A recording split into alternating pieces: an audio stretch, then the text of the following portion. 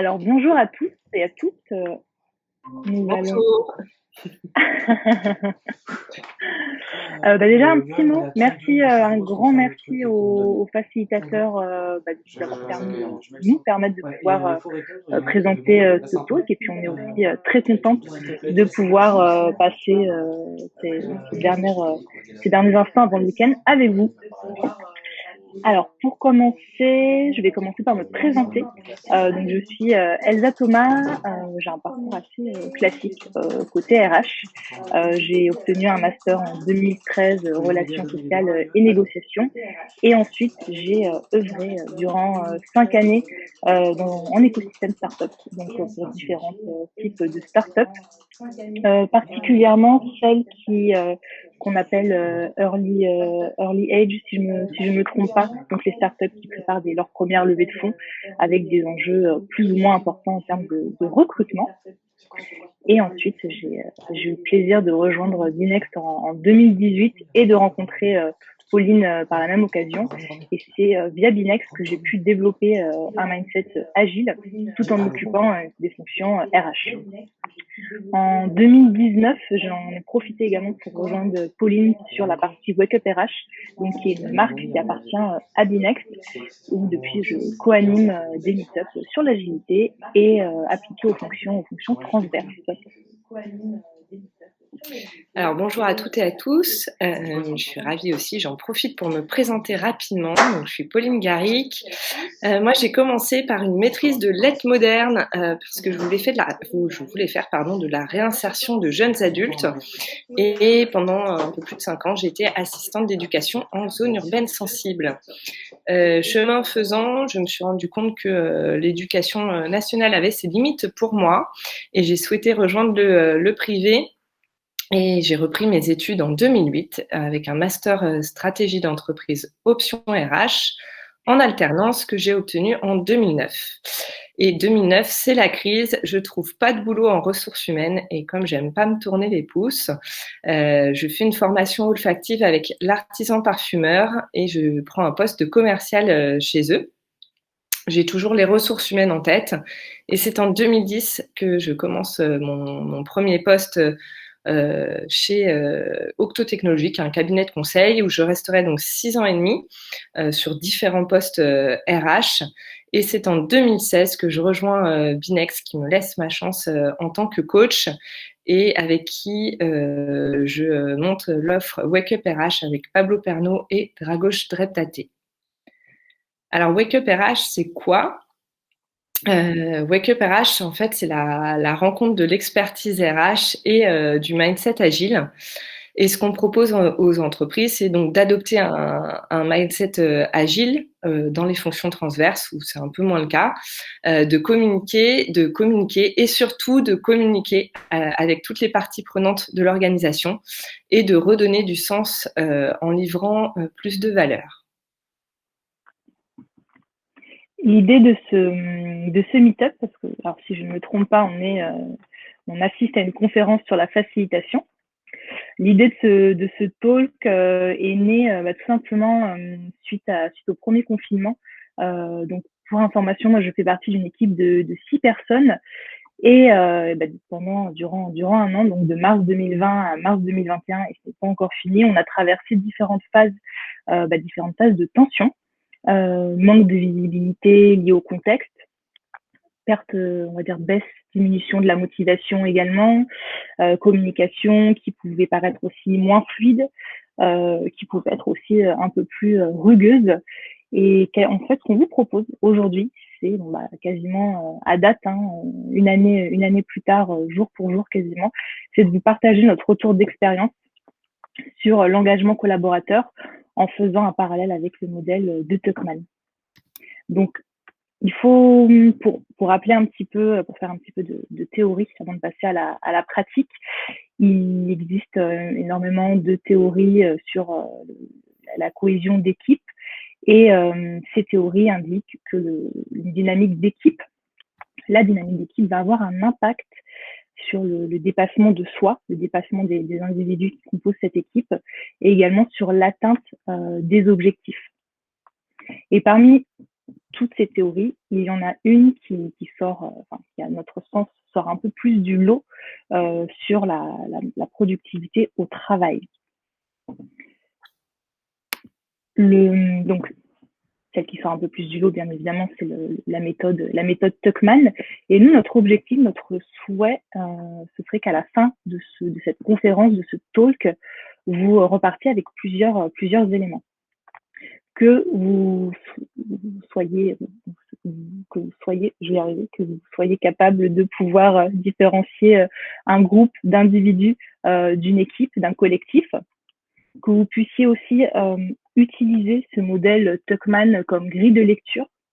J'y reviendrai tout de suite après. Nous, on va également vous présenter les quatre grandes phases de ce modèle et que vous repartez aussi également avec, comme le thème de la conférence l'indique, différents ateliers, différents tips à pouvoir idéalement mettre en place, et ça on en parlera peut-être un peu plus tard, idéalement dès le lendemain au sein de vos équipes. Alors peut-être pas demain puisqu'on sera samedi, mais idéalement dès lundi au sein de vos équipes. Pour vous présenter un petit peu plus en détail le docteur Tuckman, Bruce Tuckman de son petit nom. Donc c'est un docteur en psychologie qui a réalisé en fait différentes recherches sur les étapes de constitution d'un groupe. Et il en est ressorti avec quatre grandes phases. Donc une phase de formation, une phase de tension, une phase de normalisation et la dernière, on va appeler la phase de productivité. Alors, ce modèle a été créé pour aider les individus, les membres d'une équipe, à comprendre les comportements et les différentes phases que peut traverser en fait une équipe. Par exemple, quand un nouvel individu rejoint une équipe ou un autre part, ou alors lors de la construction d'une équipe sur un nouveau projet. Je vais aller un petit peu plus vite, excusez-moi. Important également, l'objectif de ce modèle, ce n'est pas de mettre une équipe dans une catégorie, dans une case. Par exemple, l'équipe auquel j'appartiens, on est passé par différentes phases de la méthode Tuckman, mais en fait, on peut reculer, avancer, sauter une étape. Rien n'est figé. Ce sont des phases. Encore une fois, c'est une grille de lecture. Ce n'est pas une case dans laquelle on doit placer une équipe. Donc, ça me permet, j'ai teasé un petit peu la première phase tout à l'heure. Je vais commencer par vous parler de la phase de forming, donc la partie formation de l'équipe. Alors, je pense qu'on est à peu près tous d'accord sur le fait que forcer des individus à faire partie d'une équipe ne fonctionne pas, ou bien va fonctionner difficilement. Ce qu'on vous recommande au moment de lancer les invitations, c'est de donner en fait du sens à l'équipe, de donner la raison d'être en fait. Un groupe d'individus n'est pas automatiquement une équipe. Un groupe d'individus, pour nous, ce sont des membres d'une équipe qui vont avoir chacun des objectifs individuels, là où une équipe va tendre vers un ou plusieurs objectifs communs. Une équipe a besoin en fait de sens, de raison d'être, de comprendre dans quelle direction elle doit aller et surtout pourquoi elle doit aller dans cette direction. Je vous propose de commencer par parler de vision d'équipe, de raison d'être. Et pour ça, le premier atelier, ça y est, on passe un petit peu plus à la pratique, je vous rassure. Le premier atelier qu'on vous préconise, c'est l'elevator pitch. Alors, je pense que certains doivent être un petit peu familiers. Il s'est inspiré du monde du business. Je ne sais pas si tout le monde a en tête cette image de l'investisseur qui prend l'ascenseur et le collaborateur qui du coup après qui monte avec lui dans l'ascenseur et qui a à peu près 30 secondes pour pitcher l'idée du siècle. Bon, voilà à peu près pour le raccourci. Nous, ce qu'on vous recommande, c'est de réunir les membres de l'équipe et de les faire réfléchir à 3-4 phrases qui vont en fait présenter la raison d'être et la vision d'équipe. Donc, on vous a indiqué le format que vous pouvez suivre. Donc, commencez par indiquer le nom de l'équipe, sa catégorie, sa composition, quelles vont être ses cibles, son objectif principal ainsi que sa principale force. On a fait avec Pauline l'exercice pour Wake Up RH. Donc, Wake Up RH est une équipe, donc on a le nom de l'équipe, composée, donc ça c'est catégorie genre composition, d'experts agiles et RH. La cible, donc, qui accompagne les fonctions transverses, objectif principal, qui cherchent en fait à reproduire, enfin, à refaire de leur quotidien une expérience qui fait sens et qui a de la valeur grâce à un mindset agile qui va être décliné sous format d'outils ou d'ateliers. Donc, on a le nom de l'équipe, la composition, la cible, l'objectif principal et sa force. N'hésitez pas, une fois que l'équipe a travaillé sur cet elevator pitch, à le rendre facilement en fait accessible pour d'autres membres de l'entreprise extérieure à l'équipe. Donc, si vous êtes en présentiel, ça peut être très bien de l'afficher dans l'open space à côté de l'équipe. Si vous êtes à distance, d'essayer de le rendre facilement accessible via un lien. Il faut qu'il soit visible pour ne pas le perdre de vue. C'est important. Une fois qu'on a délimité sa raison d'être, sa vision d'équipe, il est intéressant aussi de réfléchir au savoir-être et au savoir-faire. Pour ça, le deuxième atelier auquel on a pensé, c'est le fameux atelier Give and Take. Donc, c'est un atelier qui peut prendre environ 1h30, idéalement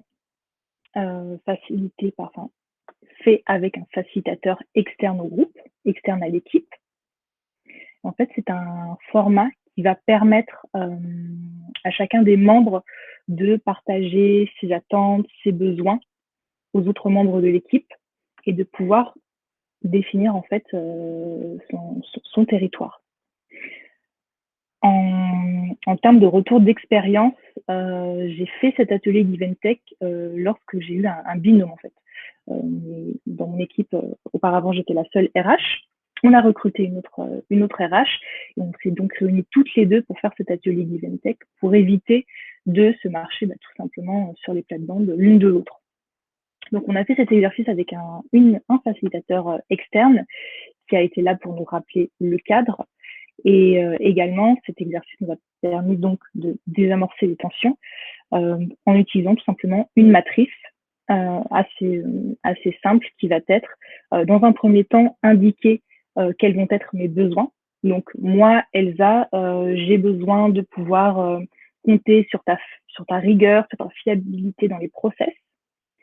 Et également, deuxième catégorie, et également, moi, Elsa, j'ai besoin j'ai également besoin que toi, tu puisses compter sur moi. Que toi, tu n'hésites pas à venir partager avec moi ton ressenti lorsqu'on travaillera sur le projet. Là, normalement, si on est bon, on a les attentes en termes de savoir-être et de savoir-faire des membres de l'équipe.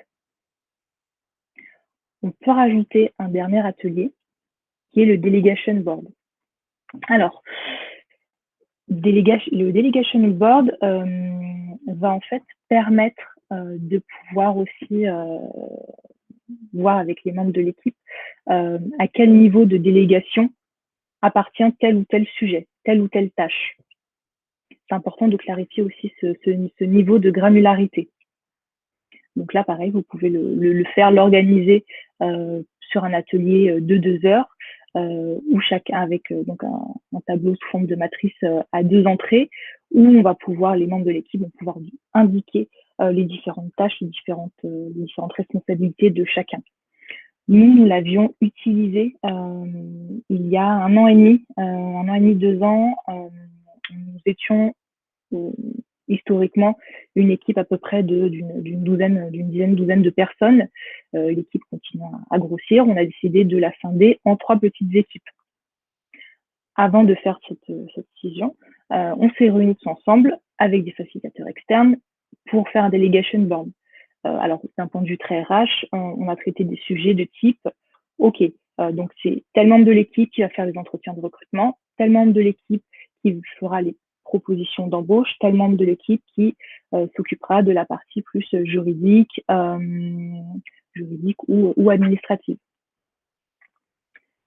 Pour vous donner un exemple, pour revenir à notre phase de forming, donc si on ne se trompe pas, normalement maintenant votre équipe, elle a sa vision, sa raison d'être, et chacun des membres connaît son rôle, à partager aux autres ses attentes en termes de savoir-être et de savoir-faire.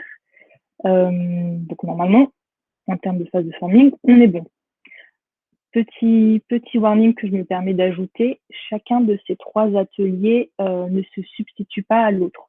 Ils sont complémentaires.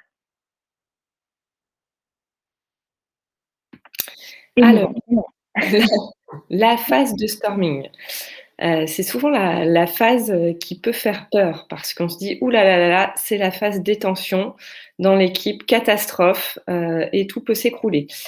Moi, je préfère voir le verre à moitié plein et dire que c'est une super occasion d'ajuster ce qui se passe dans l'équipe. C'est une phase qui est nécessaire. En tout cas, à notre sens, sans cela, c'est difficile de s'ajuster après d'autres étapes. Alors, ces tensions dans l'équipe, elles peuvent naître de plusieurs choses. Elles peuvent naître, par exemple, d'échéances non respectées qui peuvent donner lieu source de tensions ou de reproches ou de critiques. Ça peut être dans l'équipe, mais ça peut être sur différentes équipes avec qui cette équipe travaille, donc des parties prenantes. Ça peut être aussi une charge de travail importante.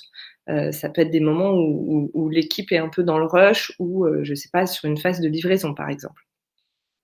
Ce qui va aussi impliquer des masques de stress. Donc, les individus qui constituent cette équipe peuvent arborer des masques de stress à ce moment-là, en lien avec ce que j'ai dit précédemment. Ce qu'il faut comprendre dans cette phase de storming, c'est qu'il y a toujours un delta entre la théorie, la manière dont on pense que va fonctionner l'équipe, et puis la pratique sur des choses qui arrivent et qui ne sont pas toujours prévues. Pour faire face à cette phase de storming, ce qu'on vous propose, alors sans surprise, puisque certains d'entre vous, même à mon avis, bon nombre sont facilitateurs ou ont un rapport avec la facilitation, c'est la rétrospective d'équipe. Ce qui nous semble important d'évoquer dans cette rétrospective d'équipe, c'est déjà en tant que facilitateur de clarifier l'objectif de la rétro. Sur un sprint, vous n'allez pas pouvoir prendre tous les objectifs, tout ce qui s'est bien ou moins bien passé. Il va falloir prioriser. Donc, un objectif est le plus important par rétro. Ensuite, ça va être de choisir un format adéquat. Alors, vous en avez pléthore sur Internet et en discutant entre pairs également. Mais ce format, c'est important de ne pas le choisir au hasard. Il va devoir en tout cas, il va vous aider à mettre un cadre pour atteindre l'objectif de la rétro qui vous semble vraiment prioritaire. Autre moment de la rétro qui nous semble important et qu'on aime bien ajouter avec Elsa, c'est l'expression des ressentis. Dans la rétro, on peut parler d'objectifs du collectif, mais le collectif, il est composé d'individus et chacun peut avoir des ressentis différents. Là, l'importance du facilitateur, ça va être de mettre un cadre de confiance et de laisser un temps où chacun va pouvoir exprimer les ressentis et ce qu'il a vécu pendant ce sprint-là. Et donc d'avoir ce que j'appelle un écouter vrai de la part du collectif, de l'équipe. Et dans ce écouter vrai, c'est une écoute active et donc une écoute en essayant d'être le plus neutre possible et d'essayer de voir ce qui s'est passé pour l'autre et de l'entendre, sans jugement. Une fois cette phase faite dans cette rétrospective, on vous encourage également à prendre des actions à court terme. Alors, ça peut être des actions de capitalisation sur ce qui s'est bien passé pendant le sprint. Cool, on a vu que ça fonctionnait superbement. Gardons-le. sur le prochain sprint et voyons si ça continue de bien fonctionner pour nous. Ou au contraire, essayons plutôt ça. On a vu que là, on a vu un peu de peine sur ce sprint-là et on va essayer ça et d'aller vraiment sur du quick win. Et enfin, ce qui nous semble très important également, c'est en tant que facilitateur de s'assurer que pour chaque action prise, il y ait un garant. Alors un garant, c'est quoi? C'est pas celui qui fait tout, mais c'est celui qui va s'assurer que les actions prises pendant la rétrospective vont être menées à terme ou pas, ou en tout cas si elles ne le sont pas, qu'à la prochaine rétro, on puisse dire bah tiens, finalement, on s'est rendu compte que l'action qu'on pensait prendre pendant ce sprint-là n'a plus de valeur ou on n'a pas pris le temps de le faire et ça a quand même bien fonctionné, ou alors on n'a pas pris le temps de le faire et c'est important et il faut vraiment qu'on essaye de la faire sur le prochain sprint. Et donc à chaque rétro, de reprendre les actions court terme et de les suivre.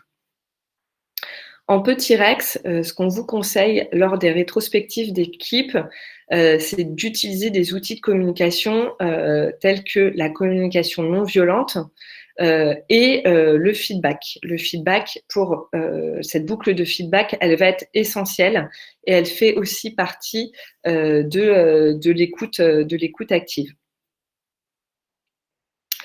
Autre atelier qu'on souhaite vous présenter avec Elsa et qui nous paraît important dans cette phase de storming, c'est le Radical Candor. Alors, le Radical Candor, c'est issu d'un livre écrit par Kim Scott, qui est une ancienne dirigeante d'entreprise et qui explique en fait comment devenir un leader puissant tout en conservant son humanité.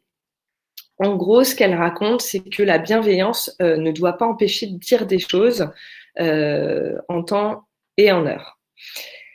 Elle prône la franchise. En tant que leader, ce qui lui est arrivé et ce qui a donné lieu à ce livre, c'est que elle avait un collaborateur qui était très apprécié de toutes ses équipes, qu'on trouvait très sympathique, qui mettait la bonne humeur, vraiment apprécié de tous.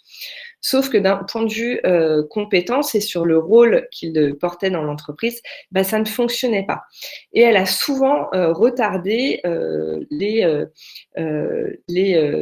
feedbacks ou les critiques constructives à son égard, non pas d'un point de vue personnel, encore une fois, hein, mais plutôt sur ce qu'il produisait, parce qu'à chaque fois, elle disait, bah ouais, mais j'ai plaisir à parler avec, etc. Sauf qu'à un moment donné, elle en est arrivée à devoir licencier cette personne. Et lors du licenciement, il lui a reproché en fait de ne jamais avoir pris le temps de lui faire des retours et des critiques sur son travail parce que lui pensait qu'il aurait pu vraiment s'améliorer sur ses compétences. Et donc, ce qu'elle explique dans ce Radical Candor, c'est qu'il faut trouver un juste équilibre entre la valorisation et le challenge du travail fait. Et on parle bien du travail.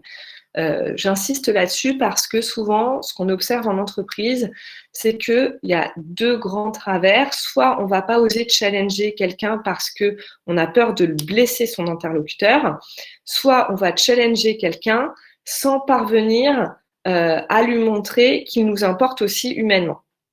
Et c'est toute la difficulté. Donc, faire une critique, oui, mais c'est une critique qui doit être constructive et non pas personnelle. Donc, c'est une critique qui va encourager, en tout cas, le dialogue. Bien évidemment, il faut adapter le discours en fonction de l'interlocuteur et éviter d'avoir une liste à l'après-vert, tout simplement parce que humainement, on n'est pas aujourd'hui constitué pour avoir une liste de reproches comme ça, et puis ça va démotiver, décourager le collaborateur. Si je devais conclure sur ce Radical Candor, moi, ce que j'entends de cette méthode-là, c'est être dur avec les problèmes. Oui, mais être doux avec les personnes. Et l'un n'empêche pas l'autre. Et tout l'équilibre est de trouver justement une justesse là-dedans.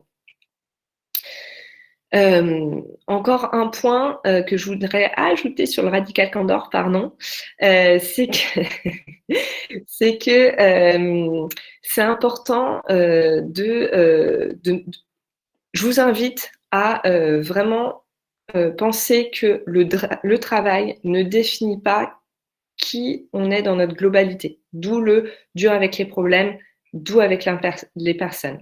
En termes d'atelier, ce que vous pouvez faire en Radical Candor, c'est un tableau à double entrée dans l'équipe. Et dans ce tableau à double entrée, chacun va pouvoir exprimer ce que j'apprécie chez toi, c'est ça, et ça m'aide au quotidien. Et on parle vraiment de travail. Et ce que j'attends de toi, c'est ça.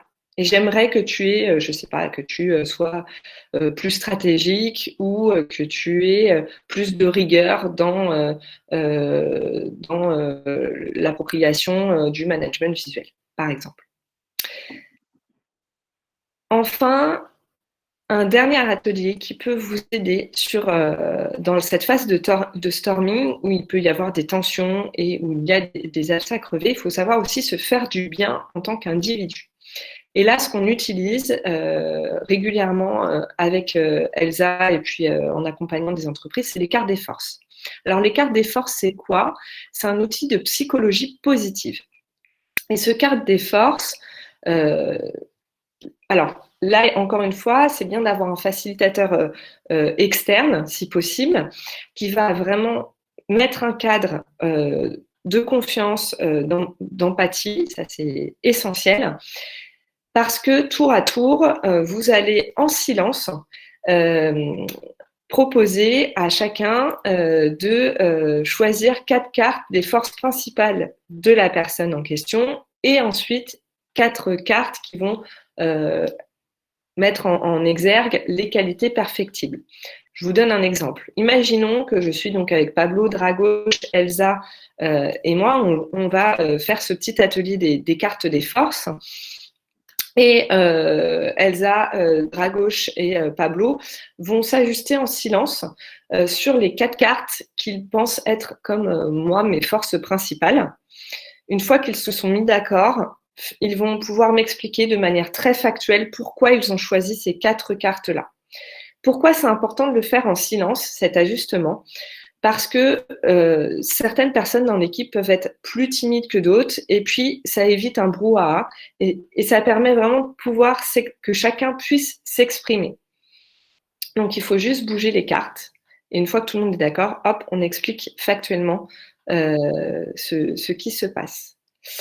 Comme indiqué précédemment sur cette phase de storming, donc ces points de tension, ils sont nécessaires pour désamorcer des désaccords et permettre à l'équipe, sans mauvais jeu de mots, mais de jouer carte sur table.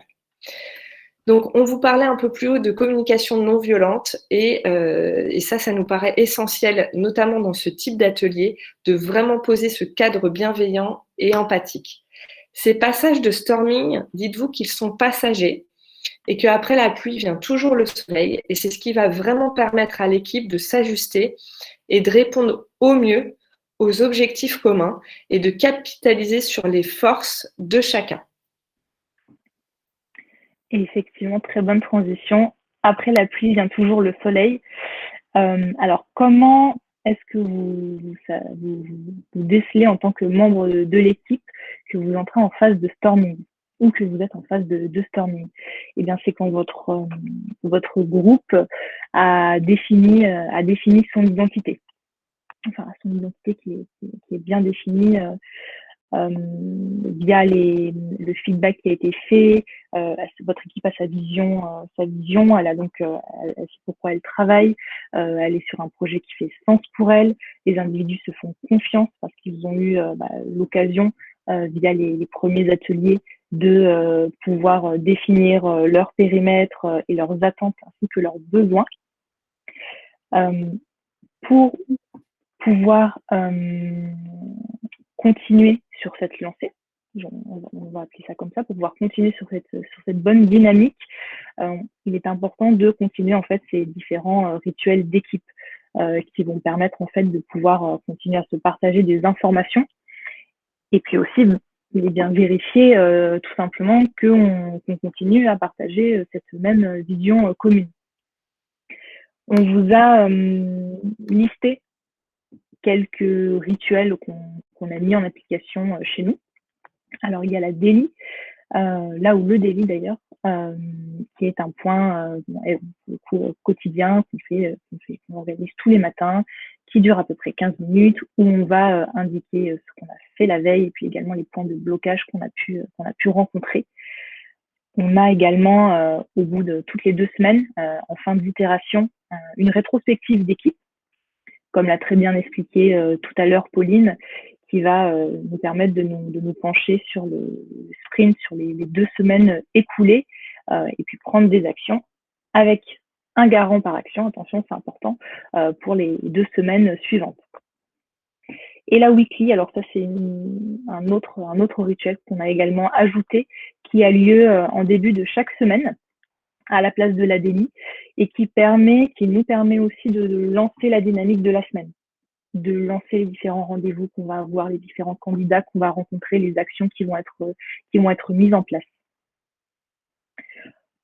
Petit retour d'expérience également, on a mis en place il y a une petite année des triades. Alors les triades sont de l'intervision, des points d'intervision à 3 comme l'indique le nom, où moi par exemple Elsa en tant que RH, je vais choisir 2 tritons, donc 2 autres personnes des RH dans l'entreprise pour avoir ces points d'intervision. Alors nous on les a indiqués une fois toutes les 2 semaines, ça peut être une fois par semaine, ça peut être une fois par mois. Il est important en termes de rituel d'équipe, la temporalité soit dictée par l'équipe. Et ces triades en fait me permettent de pouvoir demander des conseils à mes 2 tritons, des conseils, avoir de l'écoute aussi, partager mon ressenti. C'est un point d'intervision qui fait aussi du bien et qui simplement me permet aussi de temps en temps de lever un peu la tête et de regarder, de prendre du recul sur ce qui s'est passé, sur ce que j'ai fait, sur ce que l'équipe aussi a fait. Autre outil qu'on a eu envie de vous partager aujourd'hui, le management visuel. Alors, il faut savoir qu'il existe un atelier qui est très bien fait, que je ne vais pas vous détailler ici, qui s'appelle Au Tableau, que vous pouvez retrouver sans aucun souci sur Internet, qui permet en fait d'expliquer très bien pour une équipe novice l'impact du management visuel. Ce que vous pouvez faire pour démarrer en termes de management visuel, c'est déjà commencer sur un board, apprendre à mettre 3 colonnes, 3 catégories avec les tâches qui sont à faire, celles en cours et celles qui sont terminées. Après, vous pouvez bien évidemment aussi ajouter des post-it un petit peu de couleurs, post-it vert pour le recrutement, post-it rose pour la comptabilité, post-it bleu pour la partie juridique. Bon, par exemple, ça c'est des petits tips que l'équipe peut mettre en place. Mais le fait d'avoir ce management visuel, même à distance, il y a de très bons outils pour ça, nous permet en fait, nous, en termes d'équipe, de pouvoir avoir une vision de ce sur quoi on est en train de travailler. On le met à jour tous les matins en daily. C'est important que ce management visuel soit mis à jour régulièrement.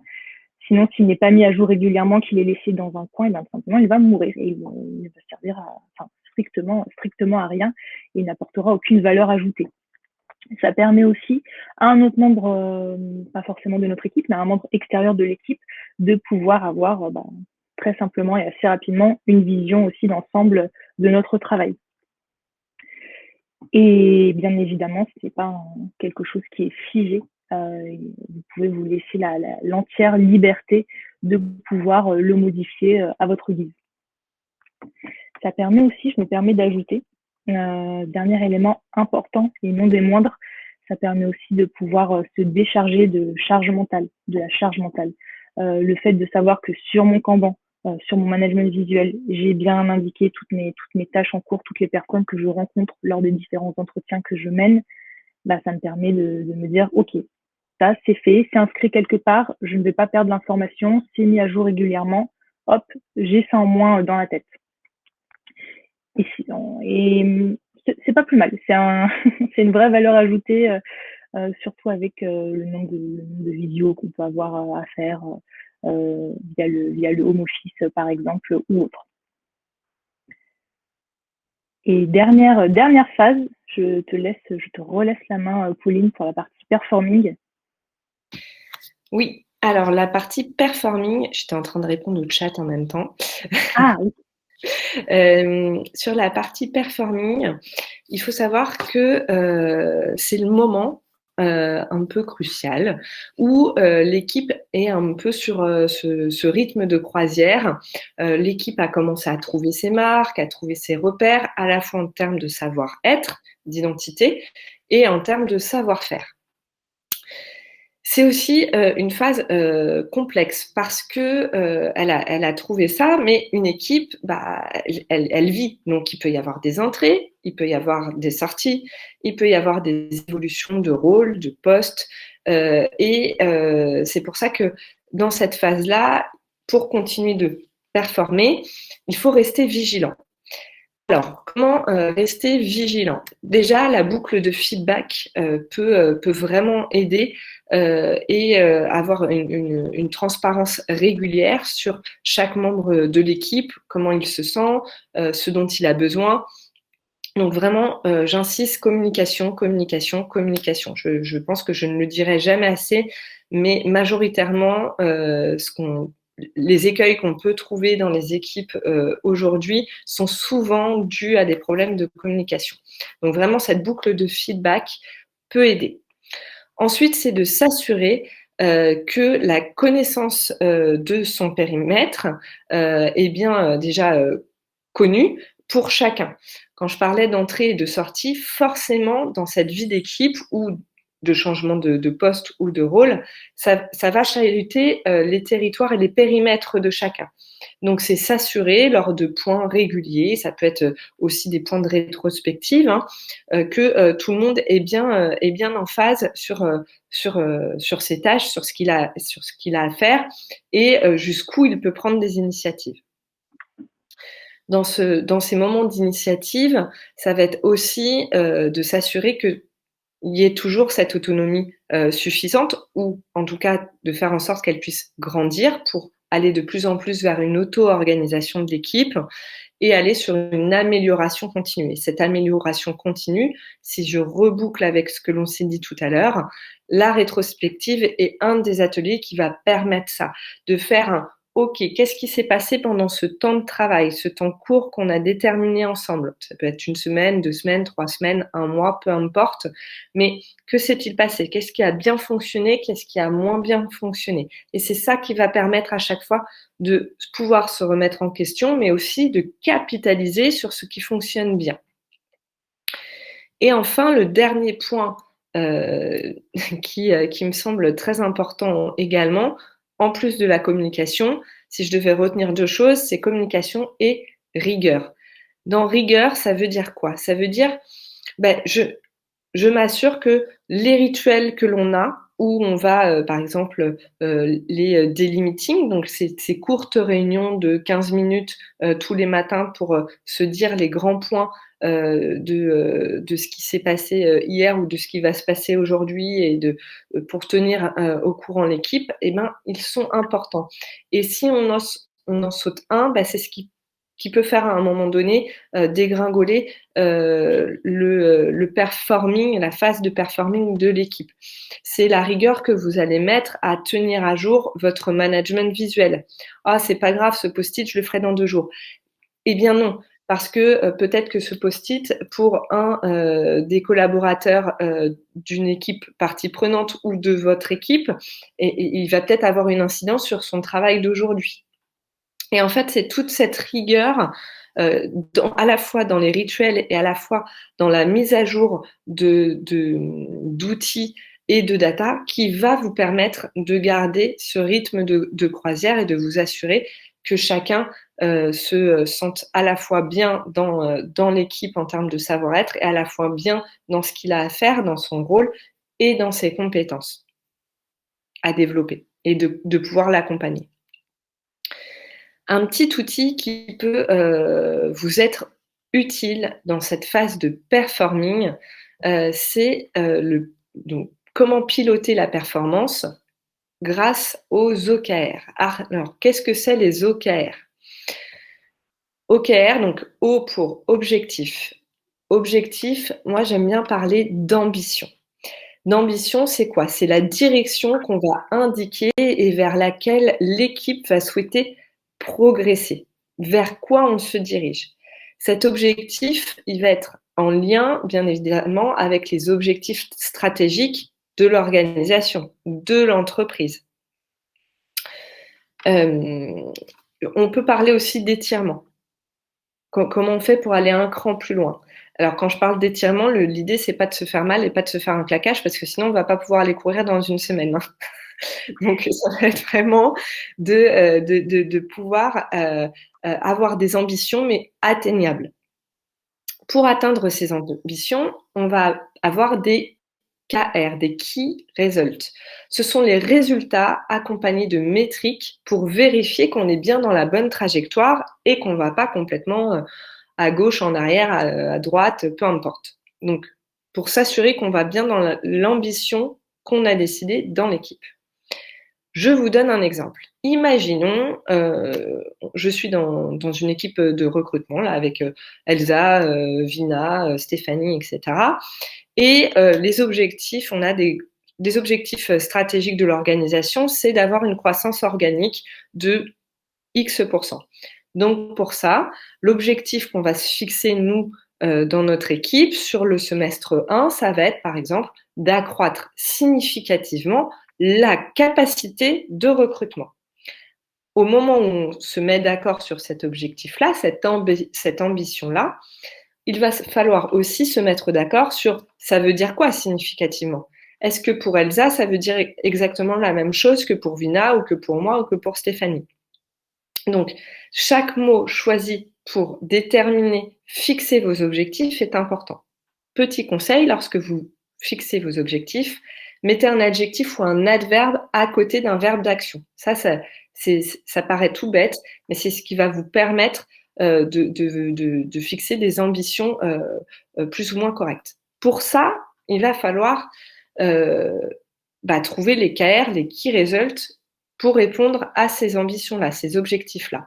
Un premier KR, ça pourrait être augmenter le taux de transformation entre chaque étape d'entretien. Si je suis plus précise, ça voudrait dire quoi? Ça veut dire que sur 5 candidats vus en process de recrutement, j'en ai 2, donc 2 sur 5 qui vont signer une proposition d'embauche. Donc ça pourrait être le premier KR. Donc je peux chiffrer comme ça, 2 sur 5 par exemple. Ou j'ai besoin d'avoir sur 100 candidats vus, j'en veux 60 qui passent à la 3e étape où je fais une proposition.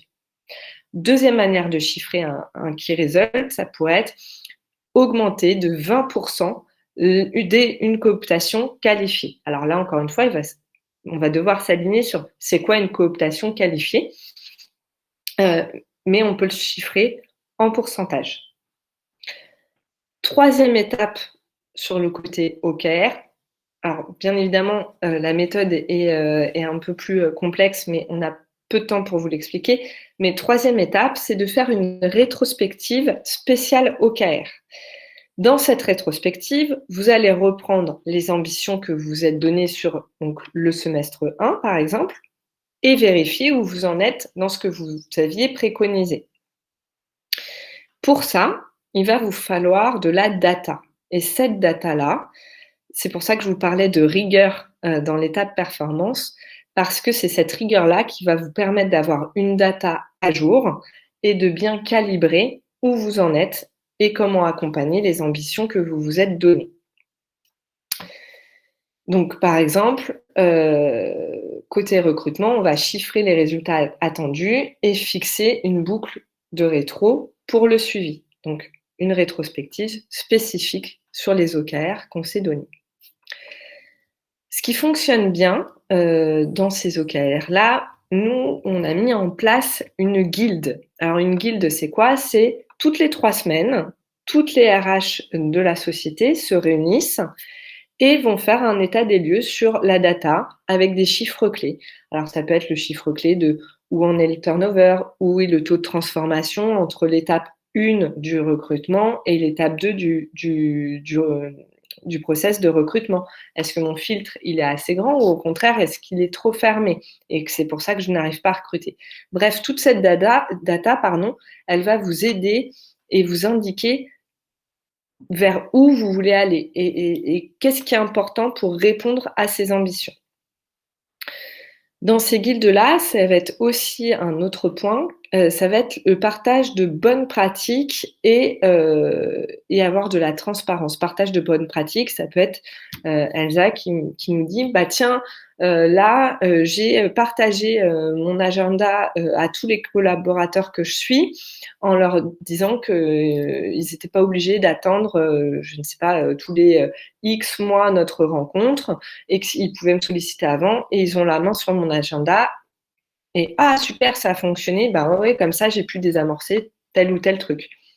Ah bah génial, je prends et du coup on va pouvoir se partager ce qui fonctionne bien et ce que chacune a pu tester. Et en termes de transparence, ça va être aussi de dire bah là par contre j'ai eu tel souci, etc. Et d'avoir ce regard croisé des pairs tout en gardant en tête que les ambitions de l'équipe, c'est ça, et vraiment parler autour de ça avec la data associée.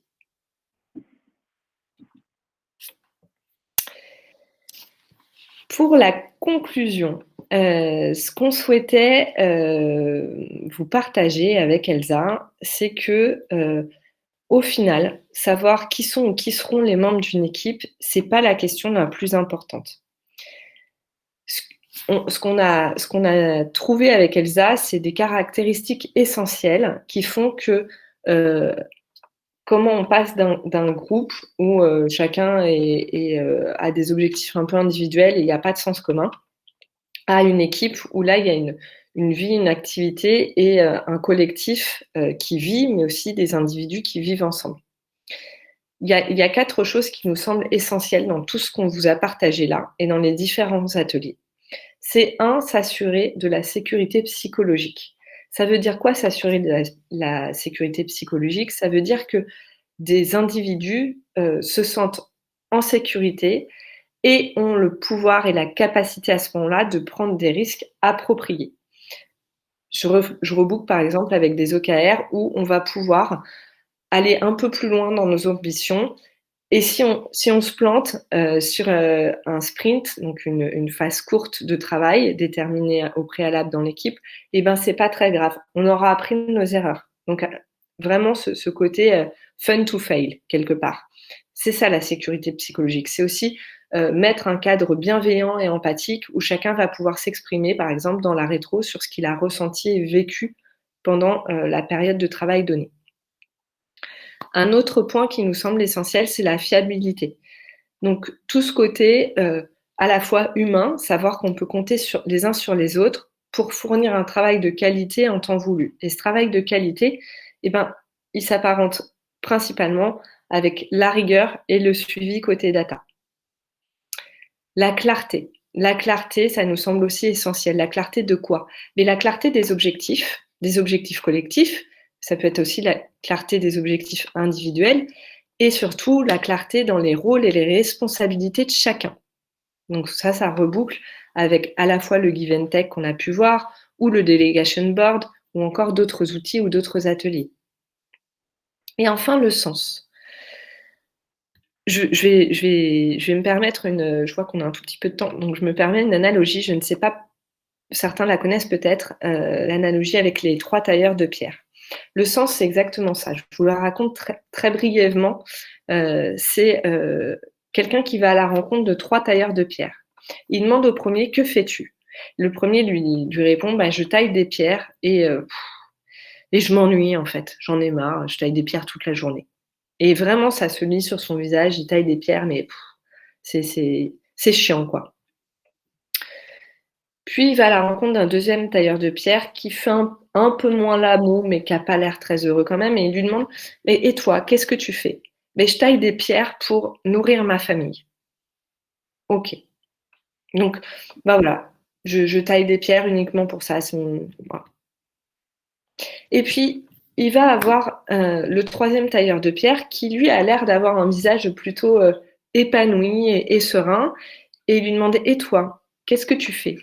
Et ce troisième tailleur de pierre lui répond: eh bien, moi, je construis une cathédrale.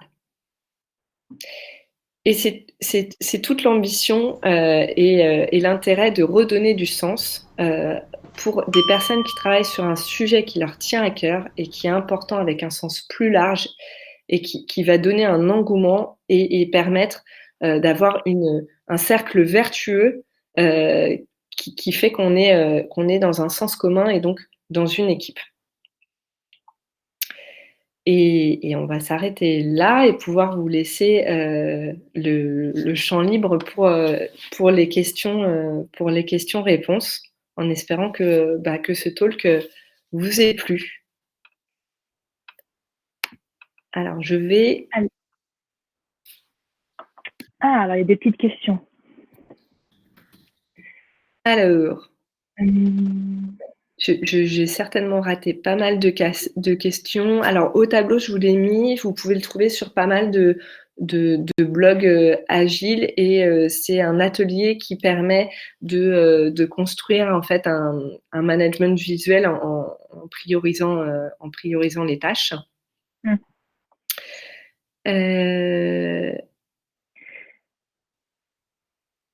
Alors, qui crée les OKR?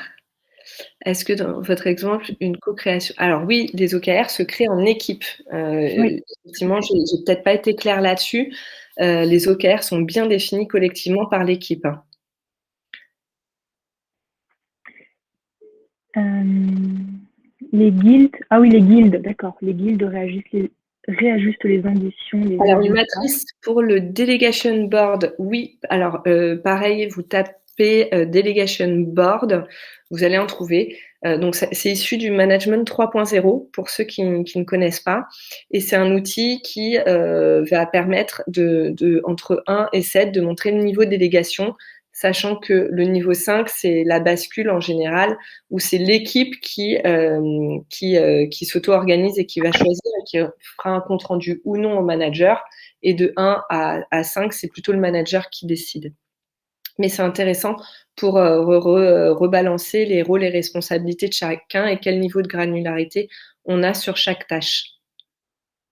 Quel est le nom du livre cité tout à l'heure? Radical Candor, et c'est Kim Scott qui l'a écrit. Radical Candor.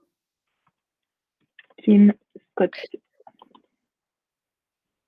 Alors, quel format utilisez-vous pour l'intervision? Enfin, un format classique de co-développement. En général, la personne arrive, expose son problème, on fait un tour de questions, voire 2 tours de questions pour préciser la problématique. Et enfin, chacun va pouvoir proposer, en tout cas ceux qui le souhaitent, une solution. Si j'étais à ta place, je ferais ça ou j'essaierais ça. Et la personne, après, est libre de prendre ce qui l'intéresse et d'essayer en fonction de ce qu'on lui propose ou pas. Est-ce que les actions menées... j'ai raté un truc. Les actions menées dans les différents ateliers ne viennent pas réajuster les objectifs initiaux. Alors parfois si, et c'est là justement toute la vie de l'équipe. Et c'est pour ça que la phase de performing et toutes ces phases qu'on vous a montrées, on a tenté de vous l'expliquer. Au final, une équipe, elle vit, donc elle reste jamais à vie dans une phase. Elle avance ou elle recule. Est-ce que le Trello peut être un outil de management visuel? Oui. J'avais vu quelque chose. Réussissez-vous à mettre en place des itérations de quelques semaines dans les services RH ou support? Oui, c'est ce qu'on fait dans les entreprises où on intervient et c'est aussi ce qu'on fait chez Binext. Chez Binext, on est plutôt sur des phases de 2 ou 3 semaines en fonction des sprints de 2 ou 3 semaines en fonction de l'activité. Comment identifier dans quelle phase est l'équipe? C'est une très bonne question. Généralement, ça se sent, hein, comment dirais-je? Storming, c'est souvent des problèmes de communication, vous allez le sentir, ça se frite un peu, ou il peut y avoir une performance qui baisse un petit peu. Norming, c'est toutes les étapes qu'on vous a expliqué un peu auparavant avec Elsa. Vous allez vite enfin, vous allez vite le voir, elles sont bien découpées. Est-ce que vous pouvez nous partager vos échecs sur l'utilisation de la matrice? Laquelle? Alors, les échecs qu'on a pu avoir, dans les phases de performing, de norming et cetera, c'est ça? Je suis pas sûre de comprendre, Idriss. Je tente une réponse et si c'est pas clair, tu me dis. Euh, Par exemple, sur la partie OKR, oui, on a eu des échecs parce que on n'avait pas pris en compte au départ que les ambitions qu'on s'était données n'étaient pas forcément claires pour l'équipe en elle-même. Par exemple, on ne s'était pas accordé sur ce que voulait dire significativement. Donc significativement pour Elsa, pour moi ou pour Stéphanie ou Vina, ou enfin peu importe, ça voulait pas dire la même chose. Donc et avant même de mettre en place les OKR, en fait, on avait mis en place des objectifs qui étaient peut-être un peu trop individuels ou enfin en ne donnant pas un sens assez profond au collectif. On répond à quoi dans l'organisation? Je ne sais pas si c'est ça que tu attends, Idriss. Vous m'entendez?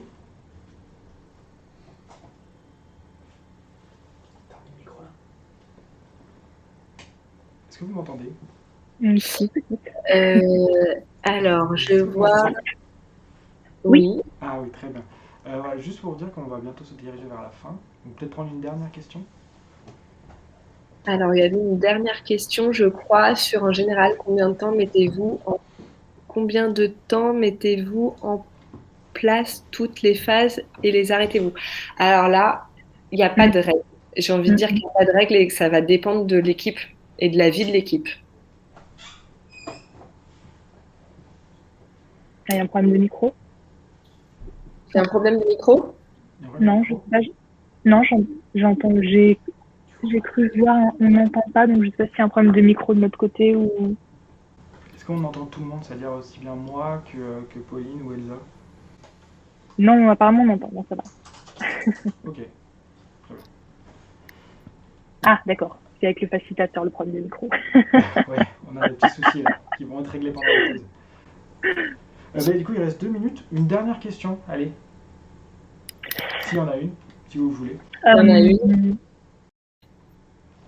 Je me permets juste peut-être d'ajouter pour compléter, Pauline, ce que tu disais par rapport à combien de temps dure une phase, comment est-ce qu'on en sort et compagnie. Pour vous rassurer, nous, ça fait 1 an dans l'équipe qu'on alterne storming, norming, storming, forming. Donc, il n'y a pas vraiment il n'y a pas vraiment de timeline bien précise et en fait, c'est pas très grave. Enfin, ce qui est le plus important, c'est de savoir quand on est dans une phase et de trouver des actions pour essayer de sortir de cette phase et de s'améliorer. Et je vous rassure, on est passé plein de fois en storming cette année avec l'équipe et on va tous très bien.